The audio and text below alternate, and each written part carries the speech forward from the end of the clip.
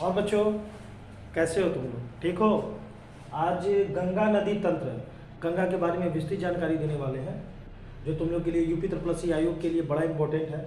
उत्तर प्रदेश में गंगा जी मानी जाती हैं, उत्तराखंड से निकलती हैं, पश्चिम बंगाल तक जाती हैं। सारा डिटेल तुम लोग को नक्शे के माध्यम से देंगे। इतना कंप्लीट कर समझो कम से कम, इसके बाद फिर गंगा जी का कोई क्वेश्चन नहीं बनता है। ठीक है? और ठीक हो तुम लोग? पिछले हफ्ते जो मैंने वीडियो दिया था वो पैट के लिए तुम लोग को दिया था। तैयारी में लग जाओ। और जो सिलेबस है उसमें जो मैथमेटिक्स मैंने बताया था वो 8वीं स्तर का हो गया है। तो जो मैथ में वीक भी हैं बच्चे वो भी घबराना नहीं, 8वीं स्तर तक का मैथ हो गया है। मैथ एकदम समझो उसमें एडवांस है ही नहीं। और जीके के पोर्शन ज़्यादा हो रहे हैं तो जीके पर विशेषकर ध्यान दो। ठीक है? एक लाइन सुनाते हैं फिर तुम लोग इसके बारे में बताते हैं। बेटा, जियो इतना कि जिंदगी कम पड़ जाए, जियो इतना कि जिंदगी कम पड़ जाए, और हंसो इतना कि रोना मुश्किल हो जाए। हंसो इतना कि रोना मुश्किल हो जाए। और किसी चीज़ को पाना तो किस्मत की बात है, किसी चीज़ को पाना तो नसीब की बात है, लेकिन कोशिश इतनी करो कि ऊपर वाला भी देने के लिए मजबूर हो जाए। ठीक है? जैसे कहा जाता है ना, नेवर गिव अप विदाउट ए फाइट। आओ समझाते हैं गंगा नदी के बारे में, थोड़ा समझा जाए। जब हम गंगा नदी की बात करते हैं तो गंगा जी का उद्गम कहाँ से होता है? तो गंगा जी का उद्गम नहीं होता है, भागीरथी का उद्गम होता है। भागीरथी देखो यहाँ पर है, ये भागीरथी नदी है। इसका डिटेल थोड़ा सा हम तुम लोग को समझाते हैं। यहाँ देखो, एक भागीरथी नदी होती है, भागीरथी जो गंगोत्री से निकलती है, भागीरथी जो गोमुख गंगोत्री से निकलती है। और एक नदी होती है अलकनंदा। अलकनंदा, ये दो नदियां जहां पर मिलती हैं उस जगह का नाम है देवप्रयाग। और इसी जगह पर इस नदी की संयुक्त धारा को हम बोलते हैं गंगा। ठीक है? तो ध्यान सुनिएगा। सबसे पहले भागीरथी के बारे में हम डिटेल जानेंगे। भागीरथी कहां से निकलती है? भागीरथी निकलती है आपकी गंगोत्री से, गोमुख हिमानी से, उत्तराखंड के गोमुख हिमानी गंगोत्री से निकलती है भागीरथी। और अलकनंदा आती है संतोपत हिमानी से, और दोनों जहां पर मिलती है वो जगह है देवप्रयाग, और वहीं पर उनका नाम पड़ता है गंगा। थोड़ा सा इसके बारे में डिटेल एक और जानते हैं। एकता के पंच प्रयाग, एक जगह हम लोग बोलते हैं एकता के पंच प्रयाग। बड़ा अच्छी चीज बता रहा हूं, ध्यान देना आप लोग। अलकनंदा से निकलती है, संतोपत हिमानी से निकलती है अलकनंदा। संतोपत हिमानी तिब्बत से सटा हुआ है, नेपाल और तिब्बत के बॉर्डर पर संतोपत हिमानी, जहां से निकलता है अलकनंदा। और अलकनंदा जब आगे बढ़ती है तो एक जगह पड़ता है विष्णु प्रयाग, जहां पर उनसे मिलती है धौली गंगा। एक जगह पड़ता है विष्णु प्रयाग जहां पर उनसे मिलती है धौली गंगा। फिर यही अलकनंदा जब आगे जाती है तो पड़ता है नंद प्रयाग, और नंद प्रयाग में उनसे मिलती है नंदाकिनी। नंद प्रयाग में कौन मिलता है? नंदाकिनी। फिर यही गंगा जी जब आगे बढ़ती है तो कर्ण प्रयाग पड़ता है, वहां पे मिलता है पिंडर नदी, उनसे मिलता है पिंडर नदी। और फिर जब हम आगे बढ़ते हैं तो रुद्र प्रयाग पड़ता है, वहां पे मिलती है मंदाकिनी नदी। और फिर आगे बढ़ते हैं तो देव प्रयाग लिस्टी पड़ता है, जहां पर भागीरथी नदी आकर मिलती है अलकनंदा में, और यहीं से इसका नाम गंगा पड़ता है। इस प्रकार एकता के पंच प्रयाग, 5 प्रयाग हमारे माने जाते हैं। विष्णु प्रयाग, फिर नंद प्रयाग, फिर कर्ण प्रयाग, फिर रुद्र प्रयाग, फिर देव प्रयाग। ठीक है? अब एक चीज हो जाए, जब अलकनंदा, इसको हमको कैसे तैयार करना है? संतोपत हिमानी से अलकनंदा निकलती है, अलकनंदा सब में है, ध्यान देना है। अलकनंदा निकलती है, सबसे पहले अलकनंदा से मिलती है धौली गंगा। जहां पर धौली गंगा अलकनंदा से मिलती है उस जगह का नाम पड़ता है विष्णु प्रयाग। फिर अलकनंदा धौली गंगा को लेते हुए आगे बढ़ती है, अलकनंदा के नाम से ही आगे बढ़ती है तो उसको एक नदी मिलती है नंदाकिनी नदी। जहां पर नंदाकिनी नदी अलकनंदा में मिलती है उस जगह को कहते हैं हम नंद प्रयाग। फिर अलकनंदा नंदाकिनी को लेकर आगे बढ़ती है, तो फिर उससे मिलती है पिंडर नदी, और जिस जगह पर अलकनंदा से पिंडर नदी मिलती है उस जगह कहते हैं हम कर्ण प्रयाग। फिर अलकनंदा आगे बढ़ती है तब उसको मिलती है मंदाकिनी नदी, और इसके मिलने से उसको कहते हैं हम रुद्र प्रयाग। और फाइनली जब ये आगे बढ़ती है तो देव प्रयाग एक स्थान है जहां पर भागीरथी आकर इससे मिलती है, और यहाँ पर दोनों के संगम के संयुक्त धारा को हम गंगा कहते हैं। समझ में आया? ठीक। अब देखो ये मैं भारत का नक्शा बनाया हूँ, और इस भारत के नक्शे में देखो ये उत्तराखंड है, ये उत्तराखंड है, ये नेपाल है, ये उत्तर प्रदेश, बिहार, झारखंड, ये पश्चिम बंगाल, ये बांग्लादेश वाला जो हरा हरा बना बांग्लादेश। इस एरिया को मैंने उठाकर इस पर विस्तृत तुम लोग बता दिया हूँ। ठीक है ना? और ये भी ध्यान रखना, जो जहां पर रखा हूं वो वहीं पर है, ये भी नहीं है जो जैसे खींचा हूं, जो उत्तर प्रदेश के जैसे जिले हैं, जैसे कहाँ है, एकदम उसी सटीक जगह पे है। और समझाते हैं। ठीक है? सबसे पहले हम बात करेंगे उत्तराखंड की। तो तुमने तो जान गया कि गोमुख हिमानी से, गंगोत्री से निकलती है भागीरथी, और संतोपत हिमानी से निकलती है अलकनंदा, और दोनों मिलती हैं देवप्रयाग में, और देवप्रयाग में इनका नाम पड़ता है गंगा। जब गंगा जी सबसे पहले आगे बढ़ती है तो सबसे पहले उत्तराखंड में, यहाँ देवप्रयाग में आगे बढ़ती हैं तो सबसे पहले उत्तराखंड में जब आगे बढ़ती हैं तो पहला जो शहर पड़ता है वो पड़ता है ऋषिकेश। यानी देखिए उत्तराखंड में टोटल कितने किलोमीटर है, 450 किमी। भागीरथी प्लस अलकनंदा जिसकी सभी धाराओं को देवप्रयाग में गंगा नाम दिया गया। आगे बढ़ती है तो ऋषिकेश एक शहर पड़ता है। ऋषिकेश के बाद अगला जो पड़ता है वो पड़ता है हरिद्वार। ऋषिकेश के बाद पड़ता है क्या, हरिद्वार। यानी ऋषिकेश के बाद पड़ता है हरिद्वार, ठीक है ना। हरिद्वार से पहले ऋषिकेश तक गंगा का पानी निर्मल और शुद्ध होता है, क्योंकि हरिद्वार में आते ही यह स्थल भाग में प्रवेश करती है। हरिद्वार में आते ही यह स्थल भाग में प्रवेश करती है। इसके पहले तो पहाड़ी इलाकों में है, तो हरिद्वार में जब आती है तो स्थल भाग में प्रवेश करती है, ठीक है ना। हरिद्वार में आती है तो स्थल भाग में प्रवेश करती है। और यहीं से एक नहर निकाल दी गई है जो आसपास के क्षेत्रों को सिंचित करने के लिए। उस नहर का नाम है ऊपरी गंगा नहर। यह हो गया आपका उत्तराखंड का टोटल डिटेल। उत्तराखंड में भागीरथी अलकनंदा मिलकर देवप्रयाग में गंगा पड़ता है नाम। आगे बढ़ती ऋषिकेश पहुंचती, ऋषिकेश से आगे बढ़ती हरिद्वार में सबसे पहले स्थल पर प्रवेश करती है। ये स्थल पर प्रवेश करती है, इसका ये एक बड़ा अच्छा एक कहानी था कि मुख्य रूप से भागीरथी इसका नाम क्यों पड़ा। भगीरथ नामक एक राजा हुआ करते थे जो पृथ्वी पर गंगा जी को ले आए। उन्होंने ब्रह्मा जी की तपस्या की, ब्रह्मा जी ने अपने कमंडल से गंगा जल को निकाला। उसके बाद उन्होंने शंकर जी की तपस्या की, तो शंकर जी ने अपने जटा में उनको रखा, क्योंकि ब्रह्मा जी ने कहा कि गंगा जी की धारा पृथ्वी पर अगर जाती है तो पृथ्वी सहन नहीं कर पाएगी। तो शंकर जी ने उसको अपने जटा में रखा और जटा का एक मुख खोला, एक बाल निकाला जिससे गोमुख बना, और गोमुख से गंगा जी निकली। तो जब गंगा जी निकली तो गंगा जी ने कहा कि मैं ब्रह्मा जी के चरणों को तो छू ली, शंकर जी के चरणों को तो छू ली, लेकिन विष्णु भगवान के चरण को छू के मैं धरती पर आ जाता हूँ। तो वही जगह हरि का द्वार, हरिद्वार में सबसे पहले गंगा जी स्थल पर प्रवेश करती है। ये हमारा हम लोग का जो पौड़ी कथा है उसके आधार पर। अब आगे बढ़ते तो हम लोग उत्तराखंड में जाने। उत्तराखंड में 405 किमी गंगा जी बहती है। अब उत्तराखंड में जाते तो एक और चीज बता देते हैं तुम लोग को, चलो आगे बताते हैं। उत्तराखंड के बाद पड़ता है उत्तर प्रदेश। देखो यहाँ से उत्तर प्रदेश पड़ता है, थोड़ा नक्शे को हम ध्यान देंगे, ठीक है। उत्तर प्रदेश की जब बात करते हैं तो यहाँ से जैसे उत्तर प्रदेश में प्रवेश करती है तो सबसे पहले कौन सा जिला है जिसमें उत्तर प्रदेश में प्रवेश करती है गंगा जी, ये क्वेश्चन आया है, बिजनौर, ठीक है। बिजनौर में प्रवेश करती है, और बिजनौर से प्रवेश करते हुए मैं बताता हूँ कैसे कैसे जाती है। फिर ये टोटल 28 जिलों में जाती है उत्तर प्रदेश के। 28 जिलों में गंगा जी बहती है, और गंगा जी सर्वाधिक उत्तर प्रदेश के किस जिले में, बदायूं में, ठीक है ना। सबसे अधिक लंबाई उनकी उसी में है। तो बिजनौर से प्रवेश करती हैं और इस तरह बहते हुए जैसे यहाँ पर पहुंचती है कन्नौज में, तो वहां पर एक नदी से आके मिलती है रामगंगा। रामगंगा उत्तराखंड के नैनीताल से नैनीताल के गैरसेड़ जगह से निकलती है, और ये निकलती है और रामगंगा निकलती है वहां से, और रामगंगा से निकलते हुए कन्नौज के निकट गंगा जी में मिल जाती है। अब एक चीज और तुम्हें ध्यान देना है, गंगा जी तो इस तरह बह रही है, तो यानी इस तरह बह रही है, यानी ये बायां होता है और ये दायां होता है। तो बाएं से मिलने वाली नदी और दाएं से मिलने वाली नदी, इस पर विशेष तुम्हें ध्यान देना है। तो गंगा जी जब उत्तर प्रदेश पहुंची तो बिजनौर से आगे बढ़ती गई तो कन्नौज आई तो उन पर रामगंगा नदी मिली। फिर गंगा जी जब आगे बढ़ती हैं तो एक इलाहाबाद जगह आता है जहां पर इनसे यमुना जी मिलती है, ठीक है। और फिर गंगा जी जब आगे बढ़ती है तो एक जगह पड़ता है तुम्हारा गाजीपुर में गोमती नदी आकर मिलती है। गोमती पीलीभीत के फुल्लर जिला से निकलती है, पीलीभीत के फुल्लर झील से निकलती है और आगे बढ़ती हुई लखनऊ गोमती शहर के किनारे, लखनऊ शहर किस नदी किनारे स्थित है, गोमती नदी किनारे स्थित है।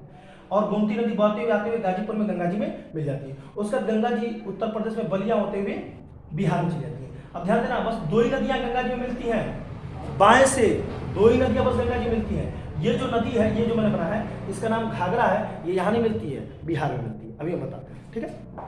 अब थोड़ा इधर देखिए बेटा, यमुनोत्री जो है, यमुनोत्री ये भी उत्तराखंड से निकलती है, जहां से गंगोत्री से ऊंची हाइट है यमुनोत्री की। यमुनोत्री से यमुना जी निकलती है, और यमुना जी यहाँ से उत्तराखंड से निकलते हुए और एक बृहद चाप का रूप लेती है। देखो, एक बृहद चाप का रूप लेती है। बृहद चाप का रूप मतलब एक बृहद चाप का, ये बृहद चाप से कहते हैं, बृहद चाप का रूप लेती है। बृहद चाप का रूप लेते हुए आगे बढ़ती है और जाके इलाहाबाद में गंगा जी में मिल जाती है। लेकिन इनके बारे में एक और क्वेश्चन मैंने बताया था कि ये यमुना नदी जो है बिहार और उत्तर प्रदेश की सीमा भी बनाती है। जब यमुना नदी आगे बढ़ती है तो सबसे पहले इनसे हिड्डा नदी मिलती है। हिड्डा नदी सिंधु सभ्यता में भी तुम लोगों ने पढ़ा है कि सिंधु सभ्यता का पूर्वी स्थल आलमगीरपुर जिला मेरठ हिड्डा नदी के किनारे, उस समय का हिड्डन, और हिड्डन गाजियाबाद शहर के किनारे स्थित है। हिड्डा नदी के बगल में कौन सा बड़ा शहर, गाजियाबाद।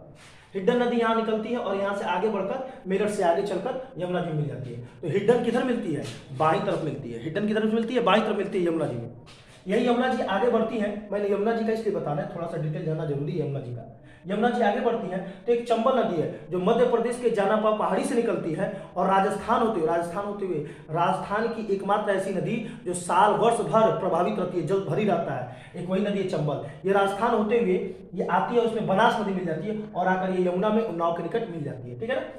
आगे एक सिंध नदी, सिंध नदी, ये भी मध्य प्रदेश निकलती है और आकर यमुना जी मिल जाती है। एक बेतवा नदी जो ललितपुर होते हुए आकर यमुना जी में हमीरपुर के पास मिल जाती है और फिर केन नदी आकर यमुना में मिल जाती है। अब इधर देखो, इधर क्या है, यह इधर बिंद का पठार है, इधर हिमालय है, तो इधर का पानी इधर आता है, इधर का पानी इधर जाता है और सारा पानी यमुना जी इधर सारा पानी लेते हुए ले जाके इलाहाबाद में गंगा जी को दे देती है। इस प्रकार गंगा की सबसे बड़ी सहायक नदी कौन होती है? यमुना होती है, ठीक है। तो आइए थोड़ा सा उत्तर प्रदेश के बारे में पढ़ें।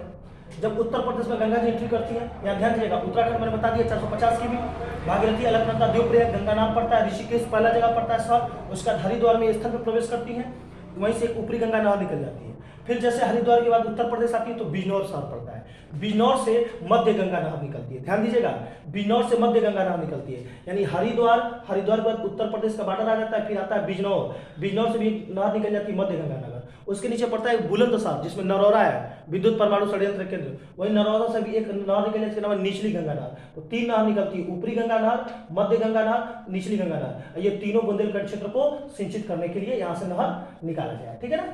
अब आगे देखिएगा, तो बिजनौर में मध्य गंगा नहर निकलती है, फिर आगे बढ़ती है तो नरौरा निम्न गंगा निकलती है, उसके बाद आगे बढ़ता है तो कन्नौज, या बताया था कन्नौज में रामगंगा आके से मिलती है, उसका से कानपुर बड़ा शहर पड़ता है, कानपुर के बाद पड़ता है इलाहाबाद में देखो इधर से आके यमुना जी मिलती है, मैंने बताया यमुना जी आकर मिलती है। और ये भी ध्यान देना है, यमुना जी के दाएं तरफ से चंबल, बेतवा, केन और सिंध मिलती है और बाएं तरफ से हिड्डन मिलती है। सेम उसी तरह गंगा जी में तुमको ध्यान देना है। उसका इलाहाबाद के पास वाराणसी काशी में आती है, काशी के बाद जब गाजीपुर आती है तो गोमती नदी इनको मिलती है। अब इस प्रकार गंगा जी की 2 बाई नदियां रामगंगा और गोमती, और दाई से एक ही नदी मिल रही है, यमुना, एक ही नदी मिल रही है ना बेटा, यमुना मिल रही है, क्योंकि ये सब तो यमुना की सहायक नदियां है ना, यमुना कर मिल रही है। और एक बेहतरीन क्वेश्चन, बहुत बेहतरीन क्वेश्चन, कि गंगा और यमुना के बीच में एक ही नदी है, यानी यहां से लेकर यहां तक के बीच में केवल एक ही नदी है जिसका नाम है हिड्डन, जो 400 किमी दोनों के बीचों बीच में चलती है। तो 400 किमी की लंबाई है जो दोनों के बीचों बीच में, और कोई नदी नहीं है दोनों के बीच में, ठीक है। चलो यहां तक तो तुम लोग जान गए। अब हम बिहार चलते हैं। बिहार में जब चलते हैं तो जैसे ये गंगा नदी बिहार में प्रवेश करती है, तो जैसे भी देखो यहाँ बलिया है, और बलिया को जैसे क्रॉस करती है, बिहार में प्रवेश करती है गंगा जी, तैसे ही नेपाल के तकलाकोट, नेपाल का तकलाकोट तिब्बत सटा हुआ है, नेपाल के तकलाकोट से एक नदी निकलती है जिसका नाम है कर्णाली, जो आगे चलकर घाघरा नाम से जानी जाती है। यह आती है और सीतापुर में प्रवेश करती है। जब सीतापुर में प्रवेश करती है तो इससे एक नदी आकर मिलती है काली गंगा, जिसको शारदा भी कहते हैं, वह भी नेपाल से निकलती है। और दोनों बाराम घाट, सीतापुर का बाराम घाट में दोनों एक साथ मिलती है। नौमी सागड़े वो जगह है जो बहुत पवित्र स्थान है, यहाँ पर दोनों मिलती है और घाघरा इसी नाम से आगे बढ़ती है। आगे जब घाघरा अयोध्या में पहुँचती है, घाघरा जब अयोध्या में पहुँचती है तो सरजू के नाम से जानी जाती है, ठीक है, सरजू के नाम से जानती है। और ये सरजू के नाम से जानते हुए आगे बढ़ती है और गोरखपुर, देवरिया, बरहज होते हुए आगे बढ़ती है और बलिया क्रॉस करते हैं, जैसे छपरा पहला जिला पड़ता है, वहां पर गंगा जी में मिल जाती है। फिर गंगा जी आगे बढ़ती है तो एक जगह पड़ता है जहाँ पर टूंस नदी मध्य प्रदेश आती है और गंगा जी में मिल जाती है। फिर गंगा जी आगे बढ़ती है तो एक जगह पड़ता है हाजीपुर का केला भी फेमस है, हाजीपुर में गंडक नदी, जो नेपाल में नायनड़ी के नाम से बहती है और शालिग्राम पत्थर मिलने के कारण इसको शालिग्राम नदी भी कहते हैं। ये वही गंडक नदी है जो नेपाल में नायनड़ी के नाम से आती है और जब उत्तर प्रदेश के महाराजगंज और कुशीनगर को टच करते हुए बिहार में चल जाती है। तो जब बिहार, मध्य प्रदेश क्या कहता है महाराजगंज और कुशीनगर को टच करते हुए ये कहाँ निकल जाती है, बिहार में जाती है। अब बिहार में जाकर हाजीपुर में जाकर गंगा जी में मिल जाती है। उसका फिर गंगा जी आगे बढ़ती है तो अमरकंटक की पहाड़ी, मध्य प्रदेश के अमरकंटक की पहाड़ी से सोन नदी निकलती है और ये सोनभद्र होते हुए आगे बढ़ती है और बिहार में जाकर पटना के समीप गंगा नदी मिल जाती है। इस प्रकार पटना गंगा और सोन के संगम पर स्थित है। पटना शहर की स्थापना किसने की? शेरशाह सूरी ने, ठीक है। अब यहाँ पर मिल जाती है। अब यहाँ से गंगा नदी आगे बढ़ती है और आगे बढ़ती है तो पड़ता है भागलपुर, और भागलपुर में कोसी नदी, जिसको बिहार का शोक कहा जाता है, और यह नदी नेपाल से आती है और गंगा जी में मिल जाती है। और फिर गंगा जी इसी तरह बहते हुए कहाँ चली जाती है? झारखंड होते हुए पश्चिम बंगाल चली जाती है। तो ये थोड़ा बिहार के बारे में डिटेल जाना है। बिहार में गंगा जी कितना घूमती है? 405 किमी। ध्यान देना, उत्तराखंड में 450 किमी, उत्तर प्रदेश में 1000 किमी, 990 किमी या 995 किमी बोलते हैं, लेकिन 1000 लगभग किमी, और बिहार में 405 किमी। बिहार में जब गाजीपुर के बाद से क्रॉस करती है गंगा जी बिहार में, तो सबसे पहले पड़ता है छपरा। छपरा में उनसे कौन सी नदियाँ की मिलती है? घाघरा नदियाँ की मिलती है। और ये भी ध्यान देना बाईं ओर से आकर मिलती है, ठीक है ना। उसके बाद से हाजीपुर पहुंचती है तो उसको गंडक नदी मिलती है, वो भी बाईं ओर से। पटना आते हैं तो दाईं ओर से उनसे नदी मिलती है, कौन सी? सोन नदी मिलती है। फिर भागलपुर आते हैं तो कौन सी नदी मिलती है? कोसी नदी मिलती है। उसके बाद बिहार से वो कहाँ चला जाता है? झारखंड में। देखो झारखंड की बात करेंगे, झारखंड की बात करेंगे तो झारखंड को मात्र, अब हम तुम लोग को झारखंड के बारे में बताएंगे, ठीक है ना। झारखंड देखो यहाँ पर जैसे ही ये बिहार को क्रॉस करती है, थोड़ा सा मात्र इतना ही दूर, देख रहे हो ना, यही इतना ही दूर झारखंड में प्रवेश करती है। इतना ही दूर का मतलब हो गया करीब 40 किलोमीटर। तो गंगा जी मात्र 40 किलोमीटर समझो झारखंड को टच करते हुए निकल जाती है। ये वही थोड़ा सा जगह है जिसको टच करती है। और टच करती है तो दो जगह पड़ते हैं, साहेबगंज और पाकुड़। ये जो झारखंड के दो ऐसे जगह है जहाँ से गंगा जी टच करते हुए आगे बढ़ जाती है, जिनकी कुल लंबाई कितनी है? 40 किलोमीटर। अब झारखंड से पश्चिम बंगाल जाती है। पश्चिम बंगाल की थोड़ा नक्शा बनाना पड़ेगा और तुम लोग को समझाना पड़ेगा। आओ समझाते हैं पश्चिम बंगाल के बारे में, ठीक है। देखो पश्चिम बंगाल में गंगा जी जब पहुंचती हैं तो कहानी कहाँ से स्टार्ट होती है, थोड़ा डिटेल समझो। ये तुम्हारा सिक्किम पड़ जाता है, ये तुम्हारा अरुणाचल प्रदेश होते हुए मणिपुर, नागालैंड, मिजोरम, इस तरह होते हुए त्रिपुरा होते हुए फिर मेघालय होते हुए आप चले जाते हो, और फिर ये इस तरह टर्न हो जाता है। फिर ये भारत का नक्शा है और इधर ही। अब देखो ये तुम्हारा पड़ता है, ये तुम्हारा जो पड़ता है ये पश्चिम बंगाल पड़ता है, पश्चिम बंगाल, ठीक है ना। और यहाँ से तुम्हारा अभी मैंने बताया झारखंड। देखो पश्चिम बंगाल में जैसे ही गंगा जी एंट्री करती है, जैसे ही गंगा जी पश्चिम बंगाल में एंट्री करती है, जैसे ही गंगा जी पश्चिम बंगाल में एंट्री करती है तो इनसे एक नदी आकर मिलती है, एक नदी आकर मिलती है। उस नदी का नाम है, जो सिक्किम से चलती है, इसका नाम है महानंदा। सिक्किम होते हुए पश्चिम बंगाल में एंट्री करती है। तीसरा की सहायक नदी है महानंदी है, महानंदा सिक्किम से निकलती है और आगे बढ़ती है, और आगे आके मालदा के पास गंगा जी मिल जाती है। और यह नदी गंगा की आखिरी सहायक नदी है। कैसी सहायक नदी है? आखिरी सहायक नदी। एक और चीज जान जाओ, गंगा की बाईं ओर से मिलने वाली नदियां, तो हम लोग होता था ना, गंगा की बाईं ओर से मिलने वाली नदियां, रामगंगा, गोमती, घाघरा, रामगंगा, गोमती, घाघरा, गंडक, कोसी, रामगंगा, गोमती, घाघरा, गंडक, कोसी, और आखिरी नदी बाईं ओर से महानदी, ठीक है ना। और दाईं ओर से अगर देखना चाहोगे तो पहला बोलोगे यमुना, यमुना के बाद से बड़ी दूसरी नदी है तो सोन, यमुना और सोन जो दाईं ओर से मिलती है, टोस भी है, ठीक है ना। अब थोड़ा सा ध्यान दीजिएगा, जैसे ही पश्चिम बंगाल में गंगा जी एंट्री करती हैं तो महानंदा इनसे मिल जाती है, और उसका जब आगे बढ़ते हैं तो यहाँ पर क्या होता है, एक बैराज बना दिया गया है जिसका नाम है फरक्का बैराज। क्या नाम है? फरक्का बैराज। अब गंगा जी का डायरेक्ट पानी जब इसमें आता है तो इसमें पानी बाद इसको ट्रांसफर कर दिया जाता है, टर्न कर दिया जाता है, ठीक है ना। किसमें? हुगली नदी में टर्न कर दिया गया। फरक्का बांध जब बनाया गया, इसका उद्देश्य था कि सारा पानी चला जाता था पश्चिम बंगाल में, यानी सारा पानी अगर ना बांध बनाया तो सारा पानी बांग्लादेश में चला जाता था। इसको टर्न करने के लिए, क्योंकि इस भाग को सिंचित करने के लिए इसको हुगली नदी, यहीं पर एक हुगली नदी बहती है, कलकत्ता में हुगली नदी बहती है, उसी हुगली नदी में इसको ट्रांसफर कर दिया गया। और हुगली नदी में ट्रांसफर कर दिया गया तो कलकत्ता में इसको हुगली नदी कहते हैं, और आगे चलकर ये भागीरथी के नाम से बहते हुए गंगा सागर एक द्वीप है, वहां पर पहुंचती है, फिर वहां से कहां चली जाती है? बंगाल की खाड़ी में विलीन हो जाती है, ठीक है ना। तो ध्यान दीजिएगा, यहां से लेकर और यहां तक इस नदी को हम कहते हैं भागीरथी नदी, और शुरुआत जो होती है उसको भी हम क्या कहते हैं? भागीरथी नदी, ठीक है ना। और ये जो फरक्का बैराज है, यहाँ से गंगा नदी धारा जो धीरे धीरे बांग्लादेश में चली जाती है। ये तुम्हारा नीचे वाला हिस्सा क्या है? बांग्लादेश है, ये जो हिस्सा है बांग्लादेश है। बांग्लादेश पहुंचती है तो इसका नाम पड़ता है पद्मा। क्या नाम पड़ता है? पद्मा। बहुत अच्छा क्वेश्चन है बेटा। गंगा जी जब बांग्लादेश में प्रवेश करती है तो उनका नाम क्या पड़ता है? पद्मा, ठीक है। अब ध्यान देना एक चीज और, अभी जो ये भारत का नक्शा मैं तुम्हें बताया हूँ, यहाँ पे जब मैं इसके पहले पढ़ा के बताया था, यहाँ पर तिब्बत का मानसरोवर झील है, वही तिब्बत का मानसरोवर झील जो मैंने यहाँ बनाया है। तो तिब्बत का मानसरोवर झील से 3 नदियाँ निकलती हैं, ब्रह्मपुत्रा निकलती है, सिंधु निकलती है और सतलज निकलती है। ब्रह्मपुत्रा नदी जो तिब्बत के मानसरोवर झील से निकलती है, कैलाश मानसरोवर जो मानसरोवर झील से निकलती है, वहां पर उसका नाम पड़ता है सांगपो, और ये सांगपो के नाम से बहते बहते तिब्बत में बहते बहते बहते बहते बहते आगे बढ़ती है। वही नदी जो मैंने यहाँ बताया तुम्हें, इधर से बहते बहते बहते बहते आती है, और अरुणाचल प्रदेश में जैसे प्रवेश करती है उसका नाम पड़ता है बिहार, और आगे बढ़ती है तो असम पड़ता है, और असम में इसका नाम पड़ता है ब्रह्मपुत्रा, लोहित नदी से मिलती है, और असम में ब्रह्मपुत्रा के नाम से बहते हुए पश्चिम बंगाल में थोड़ा सा एंट्री करती है, और फिर ये घूम जाती है बांग्लादेश में, और बांग्लादेश में जब पहुंचती है तो इसका नाम पड़ता है जमुना। क्या नाम पड़ता है? जमुना। यानी ब्रह्मपुत्रा नदी जब बांग्लादेश में पहुंचती है तो उसका नाम पड़ता है जमुना, और गंगा नदी जब बांग्लादेश में पहुंचती है उसका नाम पड़ता है पद्मा, और दोनों आकर एक संयुक्त धारा एक जगह मिलती है, दोनों एक संयुक्त धारा मिलती है, और जब धारा आगे बढ़ती है तो एक और नदी आकर इसमें मिलती है जिसका नाम है बराक नदी, जिसका नाम है बराक नदी। मैं बताया हूं, बराक नदी आकर मिलती है, और बराक नदी मिलने से जो संयुक्त धारा होता है उसको हम बोलते हैं मेघना। क्या बोलते हैं? मेघना। और अभी क्वेश्चन पढ़े थे कि नदियों का देश बोला था, तो क्यों नहीं बांग्लादेश, ठीक है ना। अब ध्यान दीजिएगा, वही चीज मैं यहाँ बता रहा हूँ। जब ये नदी आगे बढ़ती है तो महानंदा मिल जाती है, फिर आगे बढ़ती फरक्का बैराज बना गया। फरक्का बैराज इसको टर्न कर दिया गया हुगली नदी में, और हुगली नदी वही आगे चलकर भागीरथी नाम से जाती है, और आगे चलकर गंगा सागर द्वीप पड़ता है और बंगाल की खाड़ी में गिर जाती है। और एक धारा जो बांग्लादेश में जाता है उसको हम पद्मा नाम से जानते हैं, और इधर ब्रह्मपुत्र नदी जो है जब बांग्लादेश में एंट्री करती है तो उसको हम जमुना के नाम जानते हैं। और दोनों की संयुक्त धारा चांदपुर के पास इसमें बराक नदी मिलती है, और इसकी संयुक्त धारा को हम कहते हैं मेघना नदी। ठीक है बेटा, तो ये आपका लगभग डिटेल हो गया। अब हम तुमको बताएंगे इस फरक्काबाद के बारे में।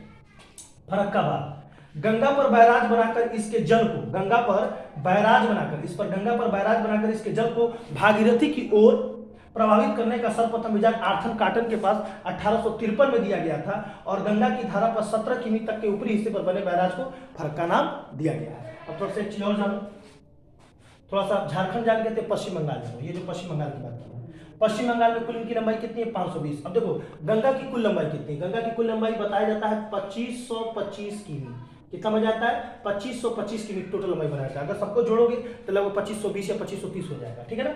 अब ध्यान देना, पश्चिम बंगाल में कुल लंबाई इसकी 520 किमी है। सबसे पहले यह मालदा पहुंचता है, मालदा पहुंचता है जिससे महानंदा के मिलती है। उसके बाद से फरक्काबाद पड़ता है, फरक्काबाद पर ये नीचे अपने क्षेत्र में आती है तो हुगली नदी में चली जाती है, हुगली नदी से आगे भागीरथी कहलाती है, फिर गंगा सागर द्वीप होता है, उसके बाद बंगाल की खाड़ी में समाप्त हो जाती है। इसलिए गंगा के उद्गम स्थल गंगोत्री हिमानी से और समाप्त बंगाल की खाड़ी में। ठीक है ना। एक बार बताते हैं, गंगा ब्रह्मपुत्र महानदी कृष्णा कावेरी गोदावरी कहाँ मिलती है? बंगाल की खाड़ी में। और गंगा की सहायक नदी याद करने का तरीका बताते हैं, यमुना, घाघरा, रामगंगा, गंडक, कोसी, सोन। ठीक है। अब ये हो गया तुम्हारा पश्चिम बंगाल। अब हम बात करेंगे फरक्का की। इस फरक्का के बाद से जब ये नदी जो है बांग्लादेश में चली जाती है तो इसके में फरक्का से जो ये नदी चली जाती है बांग्लादेश में, तो बांग्लादेश में इसको पद्मा नाम जानते हैं। आगे चलकर इसमें बराक नदी मिलती है तो उसको मेघना कहते हैं, और फिर इसका सारा जल कहाँ चलाता है? सुंदरवन डेल्टा में। और डिटेल बताते हैं। देखो अब क्या होता है, थोड़ा समझना है यहाँ पे तुम लोग को, यहाँ पे समझना। अभी मैंने बताया था, देखो ये तुम्हारा बांग्लादेश पड़ जाता है, ये बांग्लादेश पड़ जाता है, और यह तुम्हारा जो है ये तुम्हारा बांग्लादेश पड़ जाता है। ठीक है ना। ये तुम्हारा जो है बांग्लादेश पड़ जाता है, ये बांग्लादेश है, ये तुम्हारा पश्चिम बंगाल है, ये तुम्हारा अपना क्षेत्र है। ठीक है ना। त्रिपुरा, मिजोरम। ठीक है। जैसे ही गंगा जी बांग्लादेश में पहुंची, इनका नाम पद्मा पड़ा, ऊपर से जमुना जी आकर इसमें मिल गई, जमुना मतलब ब्रह्मपुत्र की मिल गई तो इसको जमुना कहते हैं, दोनों मिल गई। दोनों की संयुक्त धारा आगे बढ़ी तो इसमें बराक नदी आकर मिल गई तो इसका नाम पड़ गया संयुक्त धारा को मेघना। और मेघना आने के बाद ये इसी में फैल गई, ये समुद्र में नहीं गई, ये यहीं पर आसपास क्षेत्रों में फैल गई। और इसके एक यहाँ पर एक बनाया था हमने, क्या बनाया था? फरक्काबाद, जिससे एक नदी हुगली नदी से होकर भागीरथी नदी में टर्न किया तो यहाँ गया। अब देखो ये नदी हो गया तुम्हारा भागीरथी नदी, ये हो गया, और यहाँ से गंगा जी में जमुना मिली, या फिर बराक मिली, या फिर यहाँ के ये तुम्हारा हुगली, ये क्या कहता है? मेघना नदी का नाम है। और ये हिस्सा जो तुम्हारा बन रहा है यही सुंदरवन डेल्टा है। क्या है? सुंदरवन डेल्टा है। यानी इस हिस्से को हम यहाँ पे दर्शा देते हैं, तो ये हुगली भागीरथी नदी और इधर मेघना नदी के बीच की 260 किमी जो दूरी है उसी को हम कहते हैं सुंदरवन डेल्टा कहते हैं। यानी आधा बस पश्चिम बंगाल का हिस्सा, आधा बांग्लादेश का हिस्सा, और ये सुंदरवन डेल्टा जिसकी यहाँ से यहाँ तक की जो चौड़ाई है वो 260 किमी है। और यहाँ पर बड़े सुंदरवन डेल्टा के बारे में बस यही जान जाओ, सुंदरवन डेल्टा यह विश्व का सबसे बड़ा डेल्टा है, यह विश्व का सबसे बड़ा डेल्टा है, जो कि विभिन्न वनस्पतियों और बंगाल टाइगर के लिए प्रसिद्ध है। बंगाल टाइगर के लिए फेमस है सुंदरवन डेल्टा, बंगाल टाइगर के लिए फेमस है, विभिन्न वनस्पति और बंगाल टाइगर के लिए फेमस है। यह 9360 वर्ग किमी में फैला है, यह 9360 वर्ग किमी में फैला है, जहां 70% लवणीय जल मौजूद है। ठीक है। और ध्यान देना, इसे 1973 में टाइगर रिजर्व घोषित किया गया था, इसको 1973 में टाइगर रिजर्व घोषित किया गया था। और यहाँ पे बड़े सुंदर सुंदर वृक्ष, बड़े सुंदर सुंदर वन होने के कारण इसका नाम सुंदरवन रख दिया गया। और यूनेस्को द्वारा 1987 में इसे विश्व का सबसे बड़ा डेल्टा का दर्जा दिया गया, 1987 में। तथा मैंग्रोव वन एवं लवण युक्त कीचड़। अब लवण युक्त कीचड़ क्यों? क्योंकि मेघना नदी का जल इसी में फैल जाता है तो सारा कीचड़ वाला स्थल हो जाता है। अब कीचड़ वाला स्थल है तो शेर भी यहाँ पाए जाते हैं, बंगाल टाइगर। ठीक है ना। तथा मैंग्रोव वन और लवण युक्त कीचड़दार भूमि से घिरा यह हेरिटेज साइट लिस्ट में भी शामिल है। ओके बेटा, ये लगभग हमने आपको एक नक्शे के माध्यम से पूरा गंगा जी पढ़ाया तुम लोग को। अब गंगा जी पर एक बड़ी अच्छी चीज, एक लाइन तुम लोग बता देते हैं, थोड़ा ध्यान दो। गंगा जी तो ज्ञान गंगा।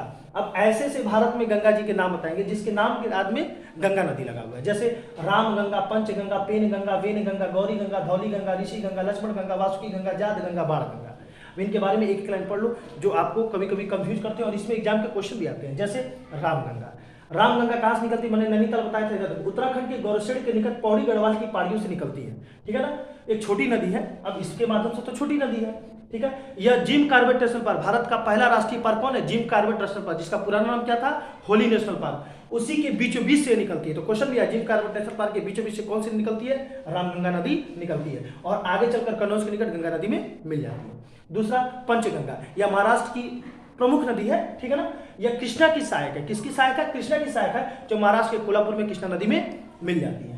अगला कौन सा है, पेनगंगा, अजंता की सीढ़ी, अजंता एलोरा महाराष्ट्र में है, अजंता की सीढ़ी से निकलकर महाराष्ट्र के चंद्रपुर जिला में वर्धा की सहायक नदी है, किसकी सहायक नदी है, वर्धा की सहायक नदी है। अगला आता है तुम्हारा वेनगंगा, ये सतपुड़ा पर्वत श्रेणी जो मध्य प्रदेश में, सतपुड़ा श्रेणी से मध्य प्रदेश से निकलती है और कोल्हापुर ध्यान दीजिएगा तेलंगाना के पास कालेश्वर एक जगह है जहां में गोदावरी के निकट मिल जाती है। तो वेनगंगा गोदावरी मिल जाती है, पेनगंगा वर्धा मिल जाती है, पंचगंगा कृष्णा मिल जाती है।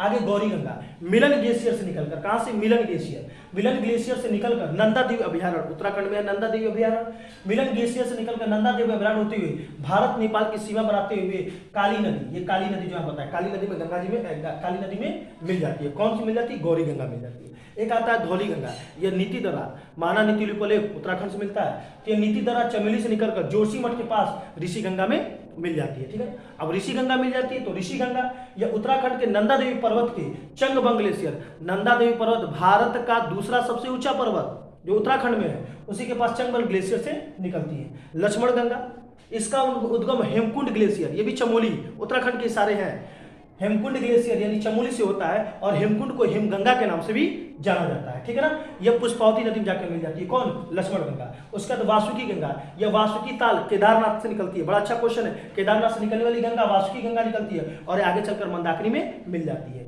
अगला पड़ता है जाद गंगा, जाद गंगा को हम जानवी के नाम से भी जानते हैं, और मोस्ट इंपॉर्टेंट क्वेश्चन, जो जाद गंगा यानी जो जानवी है वो भागीरथी की सहायक नदी है, तो भागीरथी की एक सहायक नदी है जिसका नाम है जाद गंगा, ठीक है बेटा। आगे देखिए बाण गंगा, यह जयपुर से निकलकर आगरा के फतेहाबाद, ये जयपुर से निकल के आगरा के फतेहाबाद के पास यमुना नदी में मिल जाती है, ठीक है। ये एक छोटा सा प्रयास गुरु जी का था, ठीक है ना, जो तुम लोग को दिखाया है, इसको अच्छे से तैयार करो, और फिर कोई अच्छी चीज़ें हमको लगती हैं तो मैं इसको अपलोड करूंगा। और ठीक हो तुम लोग, और पैड के माध्यम से तुम लोग को मैंने समझाया ही है, कहीं भी रहो अच्छे से तैयारी करो। 8वीं स्तर का मैथ हो गया है, तो मैथ को कुछ नहीं लेना है, बेसिकली 12-13 चैप्टर को अच्छे से पढ़ाई करो, और रीजनिंग पर विशेष अभी से ध्यान दो, 3 महीना लग जाएंगे, क्योंकि पिछले बार वीडियो में यूपी ट्रिपल आयोग की रीजनिंग तुमने देखा था, इस बार उसी माध्यम से तुम लोग उसकी तैयारी करो। हिंदी को लेकर नॉर्मली, हिंदी भी नॉर्मल आने वाले हैं, हिंदी पर नॉर्मल फोकस करो, लुसेंट की किताब जो हिंदी को होती है उस पर विशेष ध्यान दो, और सबसे इंपॉर्टेंट जीके पर विशेष फोकस करो, क्योंकि जब मेंस दोगे तो उसमें भी जीके का ही समावेशन होगा। देखो 10-15 दिन में आवेदन स्टार्ट होने वाले हैं, और सब ठीक है, खुश रहो, अच्छे से रहो।